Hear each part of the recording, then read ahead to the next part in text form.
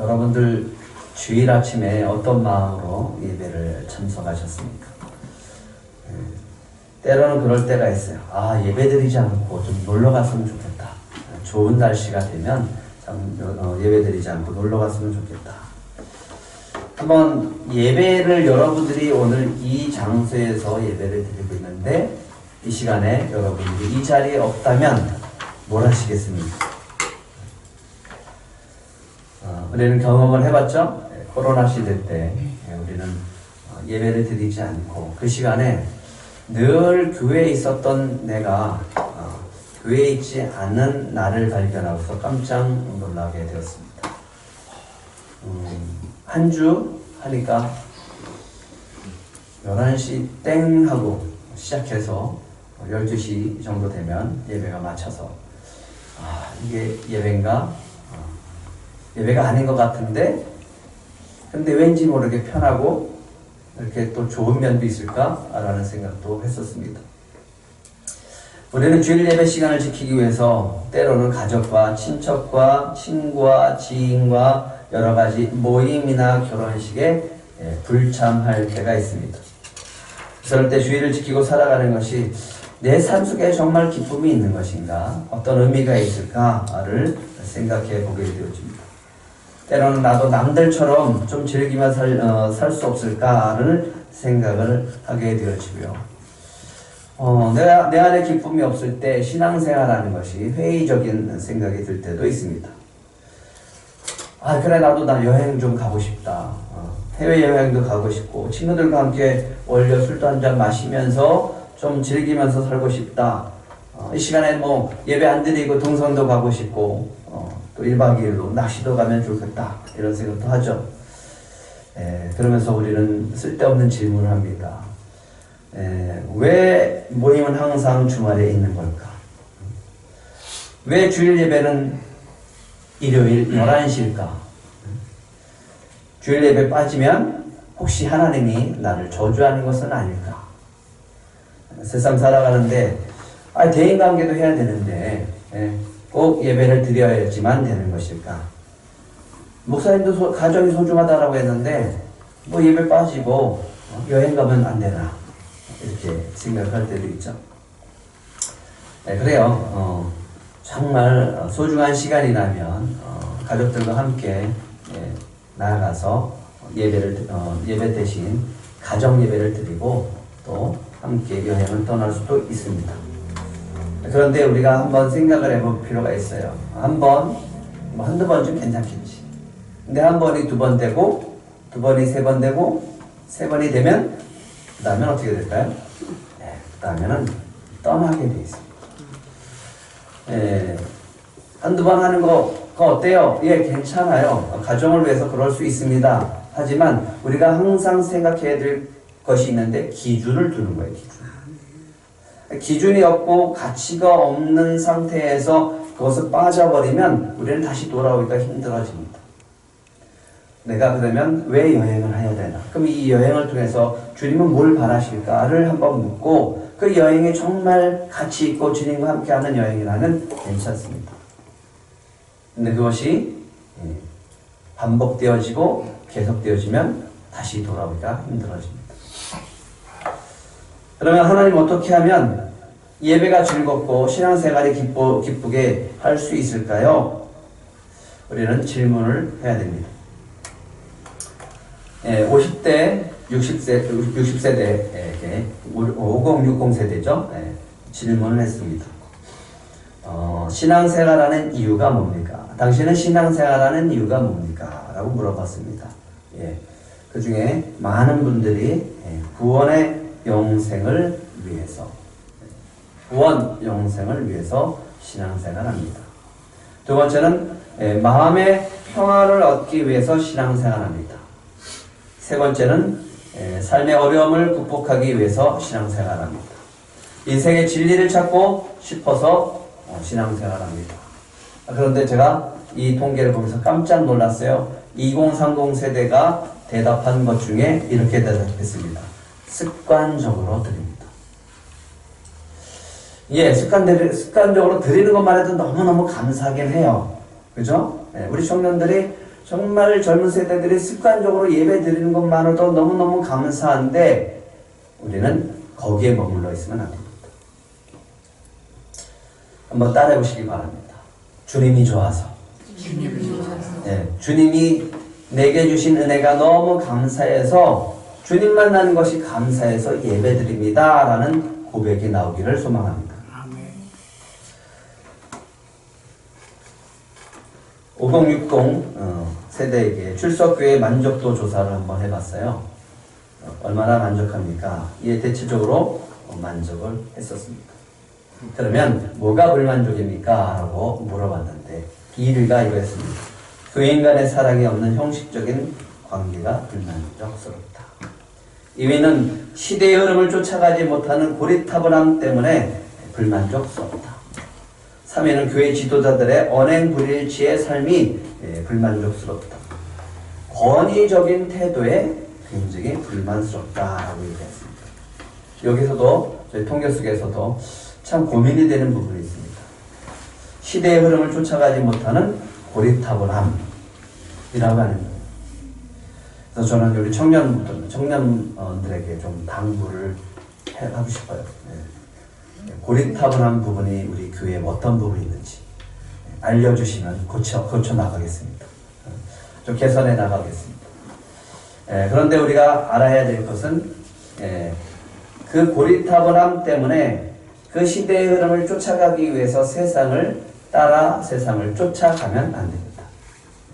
우리가 지켜야 될 것은 지키되 우리가 바꿔야 될 것들은 바꿔 나가는 것이 바람직하다라고 생각합니다.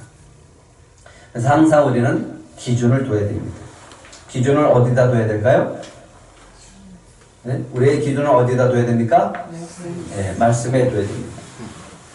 늘 기도하고 여러분들을 위해서 기도할 때 한 가지 놓고 기도하는 것이 있습니다. 성경적인 가치관. 성경적인 가치관을 갖기를 소망합니다. 예. 출애굽을 하고 1주년 기념 행사를 합니다. 그게 민수기 9장 1절에 나옵니다. 1절, 2절. 한번 같이 읽어볼까요? 시작. 애굽 땅에서 나온 다음에 첫째 달에 여호와께서 시내 광야에서 모세에게 말씀하여 이르시되 이스라엘 자손에게 6월절을 그 정한 기일에 지키게 해라. 이 1년이 됐어요. 1년이 됐는데 1년 됐을 때 하나님이 기념하라고 합니다. 6월절 출애굽을 기념하라. 너희들에게 내가 준 구원의 은혜를 기념하라고 6월절을 지키게 하라고 합니다. 그러고 난 다음에 이제 출발 준비를 합니다. 그런데 시내 광야에 도착할 때가 언제였냐면 출애굽을 한 다음에 3개월째 되던 날에 이 시내 광야에 도착했습니다.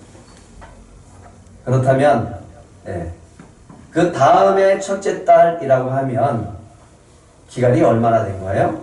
약 1년이 지납니다.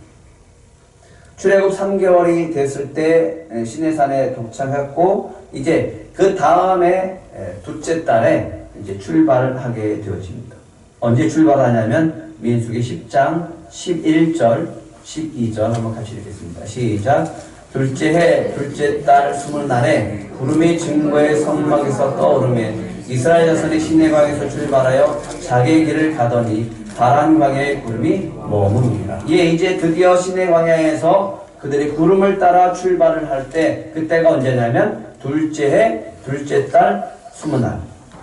그러니까 성막이 세웠을 때가 1월 1일이었으니까 약 한 50일이 지난 다음에 드디어 구름이 떠오르고 이스라엘 백성이 행진하기 시작을 합니다. 그러면 이런 생각을 해봤습니다. 지난 1년 동안 시내 광야에 머물면서 이스라엘 백성들은 날마다 기뻐했겠죠. 주님이 임재하셨으니까 날마다 행복했겠죠. 광야의 여정은 날마다 기뻐했겠죠. 그랬을까요? 네, 아니죠. 그러면 지루하고 재미없는 여행이었을까요? 어느 쪽이 더 가깝다고 생각하십니까, 여러분은? 그렇죠. 1년의 그 광야의 생활은 지루한 거, 재미없어요. 우리의 신앙생활이 날마다 기쁘면 얼마나 좋겠어요. 날마다 즐겁고 행복하면 얼마나 좋겠어요. 그렇지 않은 날도 꽤 있는 거예요. 그러면 왜 하나님 광야로 인도하셨죠? 네. 광야는요, 척박한 황무지, 볼 게 아무것도 없어요. 먹을 것도 없습니다. 오직 먹을 것은 하늘에서 내리는 만나밖에 없습니다. 땅은 메말랐어요. 물 마실 곳도 없습니다. 물도 없어서 불평을 했어요. 목마른 곳입니다. 길이 없어요. 어디로 갈지도 모릅니다. 방향도 몰라요. 그런 상황 속에서 이스라엘 백성들이 1년간 머물 때 때로는 이런 생각이 들지 않았을까요? 내가 지금 뭐하고 있지? 우리가 지금 뭐하고 있지? 예, 위험하고 두려운 곳입니다. 짐승이 나올 수도 있고 적이 쳐들어올 수 있어요. 아말렉 같은 적이 쳐들어올 수가 있는 거예요. 두려움이 있습니다. 더 답답한 거는 언제 출발할지 몰라요. 예? 하나님의 구름이 언제 떠오를지 모르는 거예요. 그냥 구름만 바라보고 있는데 오늘도 안 떠오르고 내일도 안 떠오르고 계속 머물러 있는 거예요. 그때 우리의 마음은 어떨까요? 이스라엘 백성의 마음은 어떨까요? 날마다 기쁜 게 아니라 날마다 답답한 거예요. 날마다 즐거운 게 아니라 날마다 지루하고 무료한 거예요. 낮에는 덥습니다. 밤에는 춥습니다. 생활이 편안하죠? 너무너무 불편해요. 즐거움도 없습니다. 아침에 눈을 뜨고 만나를 거두고 난 다음에는 아마 이렇게 생각했을 거예요. 오늘은 뭐 하지? 오늘은 뭐 하고 지내지? 여러분들이 한번 대답을 해보세요. 이스라엘 백성에게 지금 가나안 땅에 대한 소망이 더 클까요? 아니면 애굽에서 생활했던 애굽의 생활이 더 그리울까요? 왜 대답들 안 하세요? 애굽을 더 그리워하겠죠. 왜 그럴까요? 가나안은 가본 적이 없어요. 아직 가본 적이 없어요. 그들에게 보여준 사진도 없고 그들에게 꿈을 준 것도 없었어요. 그러니까 그들이 살았던 430년 동안 살았던 애굽이 더 그리운 거예요. 우리가 신앙생활을 할 때 예수를 믿어요. 예수는 믿지만 항상 그리움이 남아있는 거예요. 예수 믿기 이전에 그리움. 아닙니다. 우리는 전혀 그렇지 않습니다. 라고 하더라도 우리는 왠지 모르게 그들이 부럽고 세상 사람들이 부럽고 행복해 보일 때가 있습니다. 증명하는 구절이 있습니다. 증명하는 구절. 민수기 11장 4절부터 6절까지 있는 이스라엘 백성들의 출발하자마자 나오는 불평입니다. 한번 같이 읽겠습니다. 시작. 그들 중에 섞여 사는 다른 인종들이 탐욕을 품으매 이스라엘 자손도 다시 울며 이르되 누가 우리에게 고기를 주어 먹게 하랴. 우리가 예굽에 있을 때에는 값없이 생선과 오이와 사묘와 부추와 파와 마늘을 먹은 것이 생각나거늘 이제는 우리의 기력이 다하여 이 만나 외에는 보이는 것이 아무것도 없도다 하니. 뭐가 더 생각나요? 가나안 땅에 소산물을 기대하고 가나안 땅에 기대와 소망이 있는 게 아니라 애굽을 그리워하는 거예요. 그때가 좋았어. 옛날이 좋았어. 그때 먹는 것이 생각나. 고기라도 좀 먹었으면. 근데 왜 하나님은 광야로 인도했을까요? 왜 하나님은 광야로 인도하셔서 이스라엘 백성을 이렇게 출발하자마자 불평을 하게 만드셨을까요? 지금까지 출애굽을 하면서 민수기까지 달려오면서 수없이 반복하고 또 반복했습니다. 그래도 우리는 잘 잊어버리죠. 다시 한번 강조합니다. 하나님이 왜 이스라엘 백성들을 광야로 인도하셨는가? 왜 편한 길, 쉬운 길, 가까운 길로 택하지 않고 광야로 인도하셨을까? 왜 이렇게 척박한 땅에 아무것도 먹을 것도 없고 물 마시기도 힘들고 불편한 이 땅으로 하나님은 인도하고 계실까? 그는 이겁니다. 나는 너희의 하나님이고 너희는 나의 소유된 백성이다. 이 관계를 맺기 위해서. 이 관계가 형성되지 않으면 이스라엘 백성은 아무런 의미가 없습니다. 하나님의 목적은 가나안 땅이 아니라 하나님의 목적은 이 광야에서 그들과 먼저 관계 맺는 것. 우리 신앙생활의 기쁨이 어디서 올까요? 젊은 청년들은 우리 청년 때 우리가 연애할 때 그랬잖아요. 예전에는 그랬어요. 사랑만 있으면 된다고. 근데 요즘은 사랑만 있어서는 안 된다고 하더라고요. 근데 지금은 어때요? 그 사랑만으로 됩니까? 안 됩니까? 안 된다라고 얘기합니다. 왜 그럴까요? 지금은 그 사랑만으로는 집을 살 수 없으니까. 같이 살 수 있는 방 한 칸 마련하는 게 쉽지 않으니까.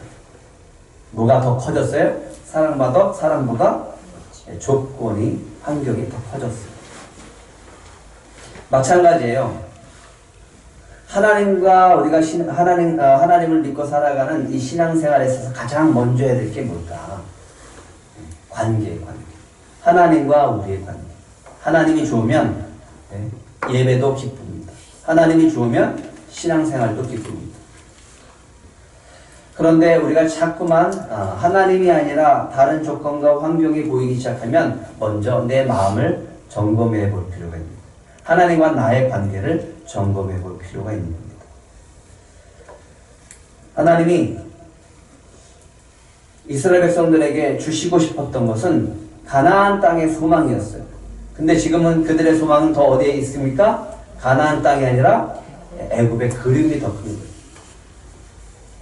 신앙생활의 기쁨은요, 환경에서 오지 않습니다. 신앙생활의 기쁨은 환경에서 오지 않습니다.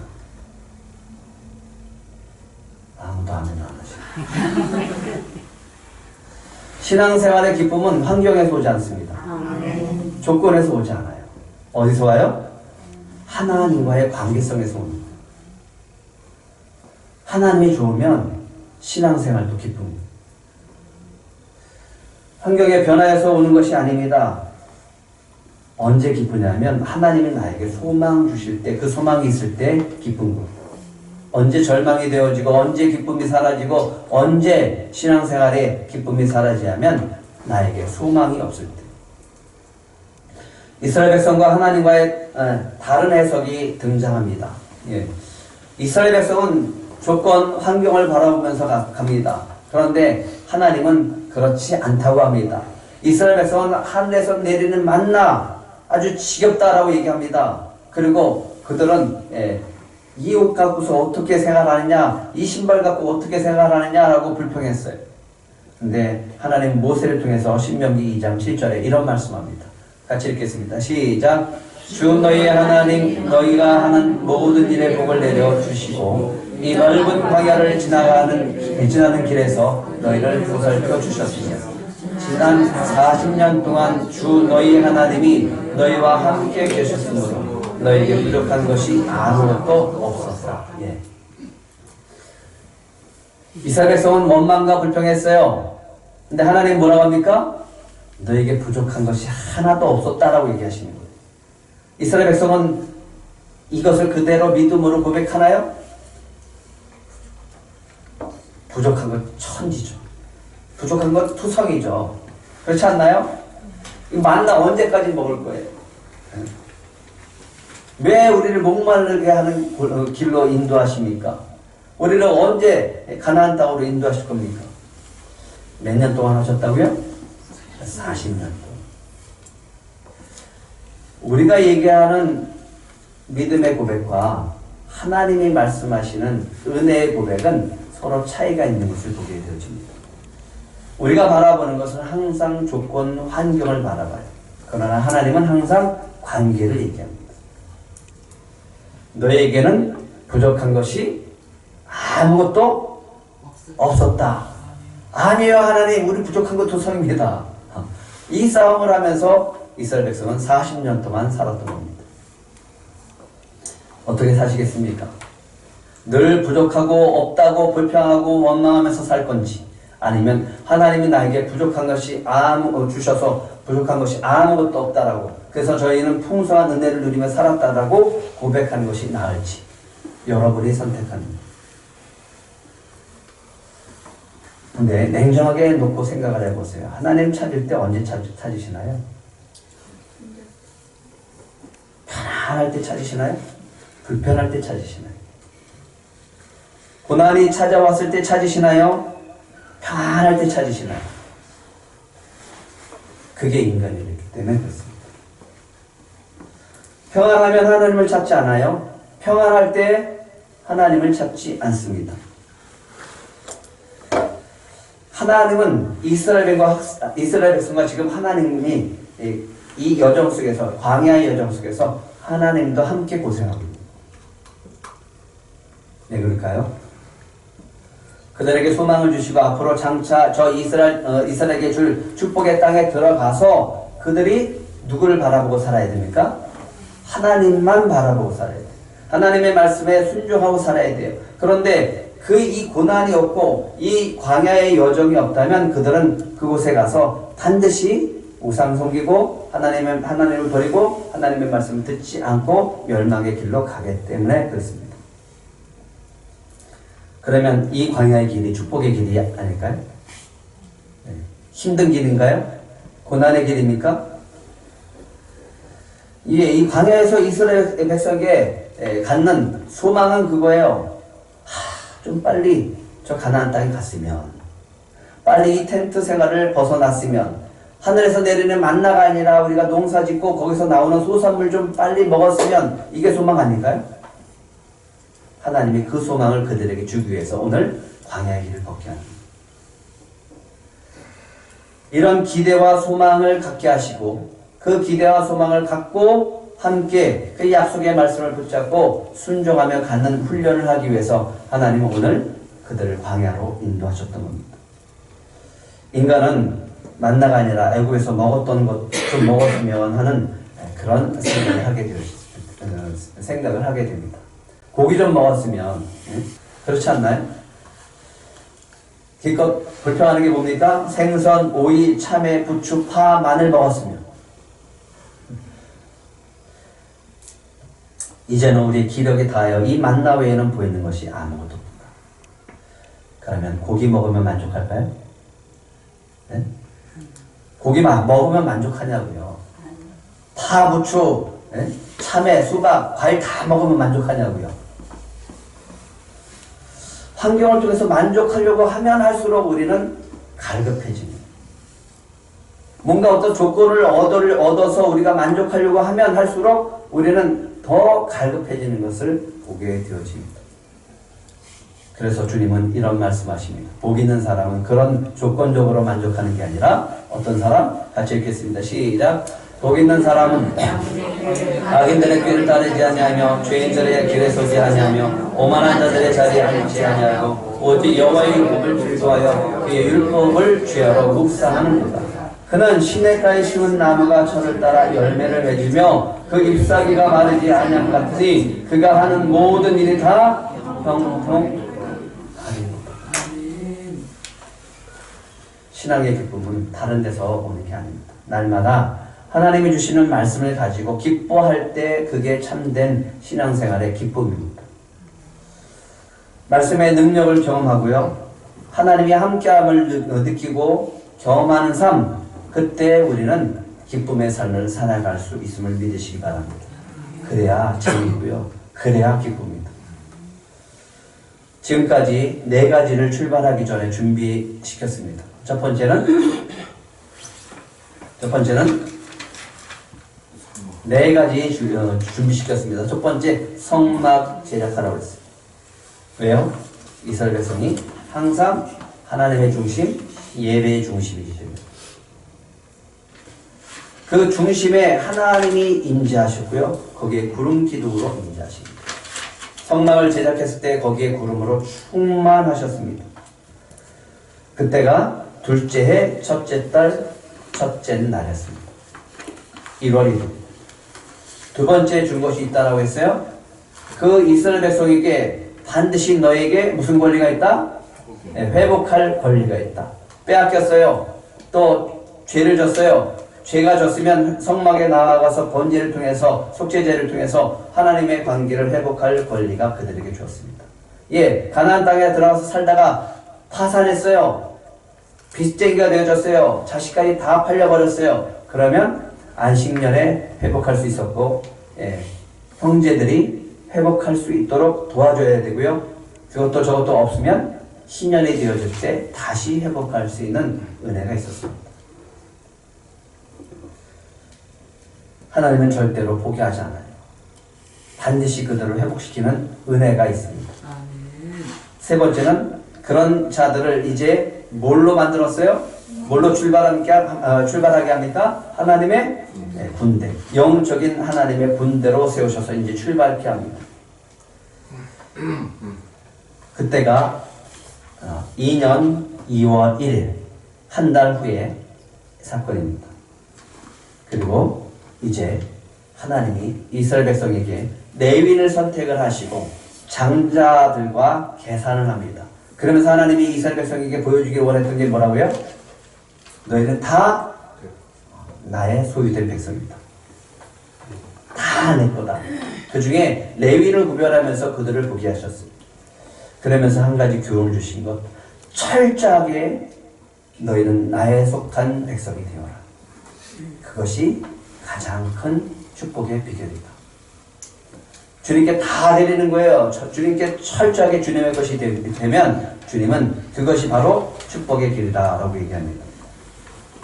그러면서 하나님이 원하시는 것 또 얘기하고 또 얘기하고 또 얘기하면서 신명기 28장 1절에 이런 말씀합니다. 그들에게 주시는 축복. 시작. 내가 내 하나님 여호와의 말씀을 삼가 듣고 내가 오늘 내게 명령하는 그의 모든 명령을 지켜 행하면 내 하나님 여호와께서 너를 세계 모든 민족 위에 뛰어나게 하실 것이라. 이 말씀을 여러분들의 축복의 말씀으로 받아가시기를 축복합니다. 날마다 우리가 기쁨을 얻을 수 있는 것, 여기에서 오는 말씀을 듣고 지키는 삶.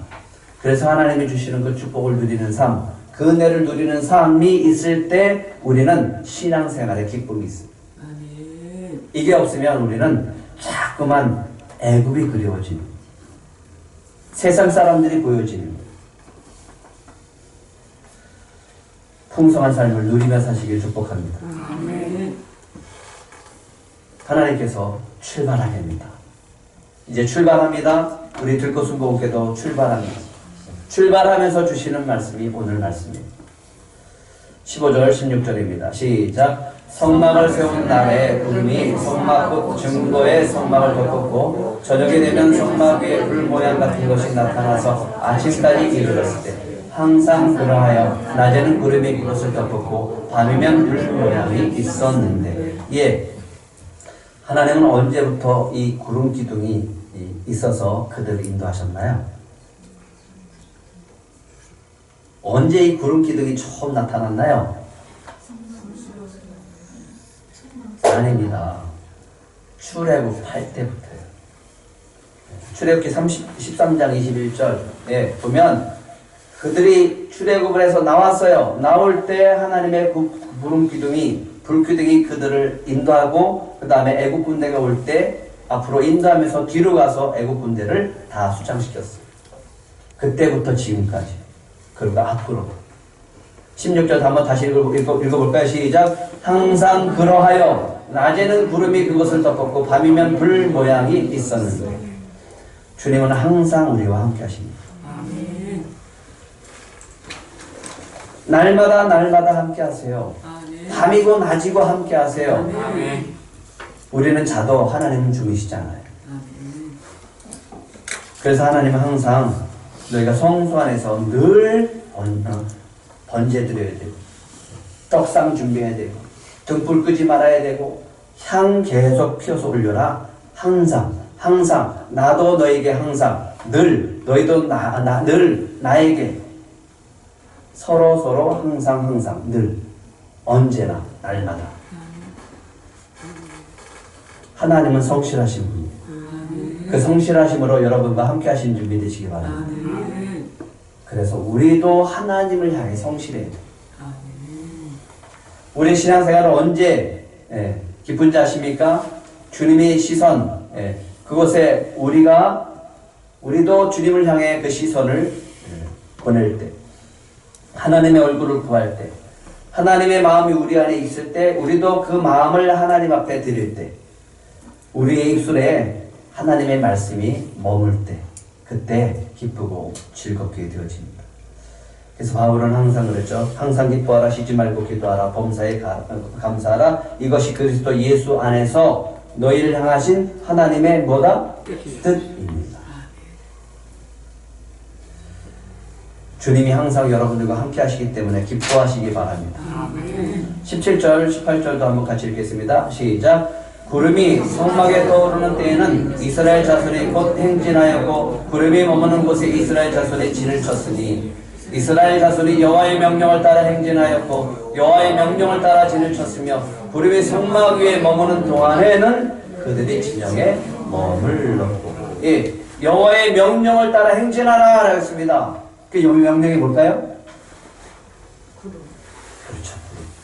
구름이 가면 가는 거예요. 고 가라. 구름이 움직이면 하나님의 명령입니다. 하나님의 명령이 뭐예요? 앞으로 행진하라 하라고 하는 거예요. 구름이 머물렀어요. 섰어요. 그럼 하나님의 명령이 뭐예요? 스톱! 멈춰라 라고 하는 거예요. 구름이 계속 한 자리에 머물러 있습니다. 스테이, 머물러. 여기까지는 괜찮아요. 그 다음에 문제입니다. 예, 가라, 멈춰라, 머물러라. 뭐가 가장 힘들까요? 머물르되 하루 있다가 아침에 출발하면 괜찮아. 낮에 출발하면 좀 짜증이 나. 밤에 출발하면 더 짜증나. 답답할 때가 있습니다. 1년 동안 움직이지 않으면 우리 도대체 언제 가는 거야? 라고 합니다. 근데 하나님 뭘 원하십니까? 그렇죠. 이걸 원합니다. 22절, 23절 시작. 이틀이든지 한 달이든지 1년이든지 구름이 성막 위에 머물러 있을 동안에는 이스라엘 자손의 진영에 머물고 행진하지 아니하다가 떠오르면 행진하였으니 곧 그들이 여호와의 명령을 따라 진을 치며 여호와의 명령을 따라 행진하고 또 모세를 통하여 이르신 여호와의 명령을 따라 여호와의 지금을 지켰더라. 뭘 따라? 여호와의 명령. 그 여호와의 명령이 뭐라고요? 구름이 가면 가는 거고 쓰면 쓰는 거고 머물면 머무는. 다양한 상황을 주시죠. 왜 그럴까요? 우리의 신앙생활에 항상 날마다 기쁠까요? 우리 인생에 항상 해피할까요? 그렇지 않다고요. 하나님이 우리에게 주시는 상황은요 다양합니다. 갈 때도 있고요, 쉴 때도 있어요. 아침에 갈 때도 있고요, 점심에 갈 때도 있고, 저녁에 갈 때도 있고, 예, 하룻밤 있다 갈 때도 있고, 1년 동안 머물 때도 있고. 거꾸로 생각해보세요. 그러니까 인생이 즐거운 거 아니에요? 그렇게 한번 해보세요. 해석을 해보세요. 그러니까 인생이 이게 우여곡절이 있으니까 기쁜 거예요. 즐거울 수 있는 거예요. 그래서 하나님을 의지할 수 있는 거예요. 그래서 하나님이 필요한 거예요. 여러분들에게 한 가지 팁을 드릴게요. 언제 기쁘냐? 감사하면 기쁩니다. 감사하면 기쁨이 생깁니다. 불평의 입술이 있을 때가 있죠. 네. 11장 1절에 보니까요. 뭐라고 합니까? 그들이 백성이 악한 말을 원망하여 여호와께 들으시고 진노하사 여호와의 불을 그들 중에 붙여서 지명 끝을 사르게 하셨다. 하나님이 주시는 은혜가 있습니다. 이렇게 갈 때 가라고 할 때 가고 쓰라고 할 때 가고 늘 순종하면서 주님의 말씀을 따라갈 때 하나님이 주시는 은혜가 있습니다. 민수기 10장 33절입니다. 시작. 그들이 여호와의 산에서 떠나 3일 길을 갈 때 여호와의 언약궤가 그 3일 길에 앞서가며 그들의 쉴 곳을 찾았고 그들의 진영을 떠날 때 낮에는 여호와의 구름이 그 위에 덮어 섰더라. 예, 구름 기둥 그리고 밤에는 불 기둥으로 그들을 인도하시고 보호하시고 떠나시는 때 앞서 가십니다. 반드시 하나님의 말씀을 지키고 그 말씀을 따라가는 자들에게는 주님이 여러분들의 삶을 인도하십니다. 이게 하나님이 주시는 축복이에요. 아, 그래요. 그런데 놀라운 건 뭐예요? 가시는, 행진하시는. 머물러 계신 게 아니라 행진한다고요. 우리가 누굴 따라가면 되는 거예요? 주님 따라가면 되는 거예요. 그 주님이 지금 이 구름 기둥을 통해서 이스라엘 백성 어디로 인도하고 있어요? 가나안 땅으로 인도하고 있어요. 머물러 있는 것 같고 안 가는 것 같지만 가요. 가다 보면 우리는 언젠가 어디로 가게 되는 거예요? 가나안 땅에 들어가는. 그게 인생의 여정입니다. 목적지가 분명히 있어요. 우리의 목적지는 어디예요? 네, 하늘나라입니다. 그 길은 믿음으로 가는 길입니다. 여호와께서 여호와의 명령을 따라 살아가는 것이 기쁨이고 즐거움이고 축복인 줄 믿으시기 바랍니다. 아멘. OECD 나라 중에 38개국 중에 우리가 행복 지수가 몇인지 아십니까? 잘 안 보이죠? 보시나요? 38개국 중에 몇이에요? 36위. 38개국 중에 36위. 세계 행복지수 순위 146개국 중에 59위. 행복하시죠? 여러분들은 행복하시죠? 네. 여러분들은 행복하셔야 됩니다. 왜? 예수님이 계시니까. 기독교인의 46% 이분들이 감사한 경험이 있습니다를 고백을 할 때 이때 고백했습니다. 언제요? 고난 가운데 있을 때. 언제 감사했다고요?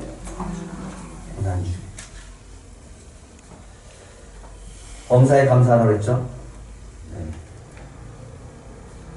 네? 범사에 감사하라고 그랬죠? 네, 항상 기뻐하고 늘 기도하고 범사에 감사하라고 했습니다. 그러면 어떻게 해석해야 되나요? 이 말씀, 범사에 감사하라, 범사에 감사, 항상 기뻐하라, 쉬지 말고 기도하라, 범사에 감사하라, 범사에 감사하라 그랬는데 이렇게 통계가 나왔어요. 참 재미있는 통계가 나왔습니다. 범사에 감사하라 성경 말씀 하나님의 명령보다는 권고의 말씀으로 이해하고 있다. 예, 비교적 잘 실천하고 있다. 18%, 실천하려고 노력하지만 아직 잘 되지 않습니다. 61%. 근데 놀라운 것은 범사에 감사하라고 하다가 하나님의 명령이 아니라 뭐라고요? 권고의 말씀으로 받아들인다라고 합니다. 여러분은 이 말씀이 권고입니까? 명령입니까? 명령입니다. 지금 유언장을 쓴다면 감사할 제목을 쓰라고 했습니다. 1위 하나님 믿게 된 거. 2위 사랑하는 자녀 주신 거. 3위 건강 주신 거.